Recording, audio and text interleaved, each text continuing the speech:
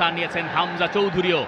জামালের টার্গেট, সেই হামজার হেডার, হামজার গোল। ব্রেভ নিউ বাংলাদেশ, সেই বাংলাদেশে হামজার গোল, এবং এই স্টেডিয়াম এখন ফেটে পড়ছে।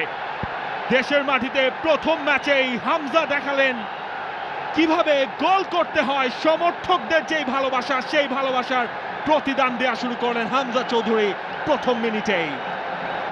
রাকিবও আছেন, রাকিব দারুণ এক টার্ন নিয়ে গতির ঝড় তুলেছেন। সুযোগ আছে ফাহমিদুলের সামনে, ফাহমিদুল বক্সের ভেতর থেকে শট, গোলকিপারের সেভ। বাংলাদেশকে দ্বিতীয় গোলটা পেতে দেয়নি ঠিকই, তবে এখনো সুযোগ আছে বাংলাদেশের। জামাল ভুঁইয়া শট স্লাইস করেছিলেন কিন্তু অফ টার্গেটে। স্লাইসটা করেছিলেন, পোস্টটাই ছিল টার্গেট, কিন্তু সেটা পুরোপুরি বাইরে দিয়ে গেছে।